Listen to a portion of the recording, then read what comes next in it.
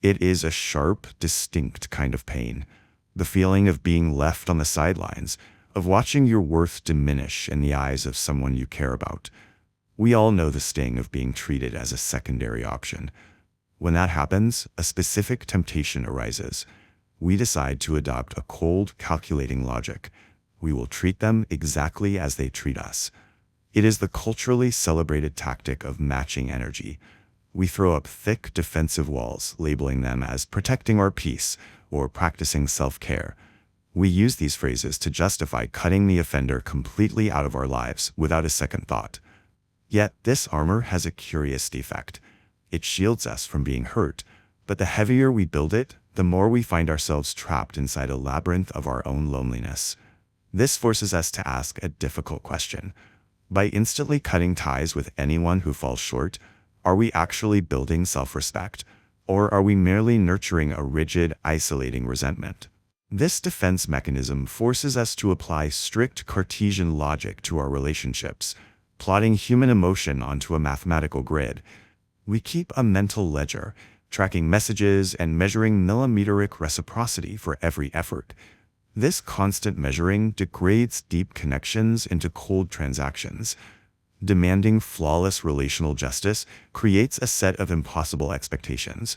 You end up trapped in a cycle of policing your friends and partners, constantly waiting for them to miss a step so you can balance the books.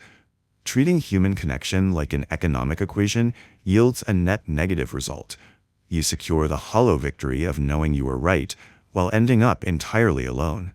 There is also a psychological trap hiding inside the urge to retaliate.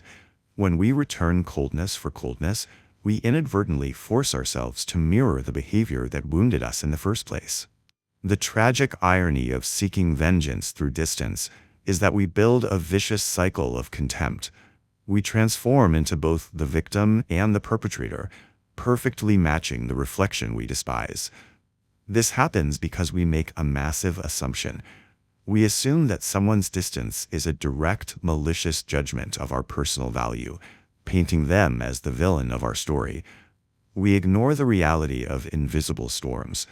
The friend who pulls away, or the colleague who ignores us, is often silently navigating deep personal struggles that we know nothing about. When we lean into the modern impulse to immediately cancel people and cut ties, we slam the door on discovering that hidden humanity. We erase any chance of an alternative ending. An apparent disregard for us often conceals a silent cry for help. It is a moment that asks for empathy rather than the reflex of retaliation. This chart shows how self-respect functions when we move past the urge to retaliate. It exists as a delicate balance between protecting our well-being and remaining emotionally open to the reality of other people's struggles. The actionable alternative to canceling someone takes courage. Before you label yourself an option and walk away, pause, change your internal script, and ask the other person, is everything okay? It takes immense strength to breathe, listen, and extend grace to human imperfection. We all make mistakes, and we all occasionally fail the people we care about. Establishing a healthy boundary to protect yourself does not obligate you to harbor bitterness. You can maintain your standards without weaponizing your silence.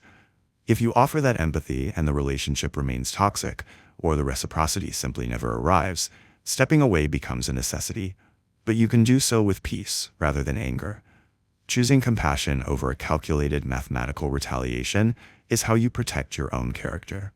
It keeps your humanity intact and prevents you from becoming hardened by the world. Choosing which doors to keep open requires a wisdom born of compassion. It allows us to protect ourselves without losing our ability to see the humanity in others. Angel with amnesia. Remember your essence.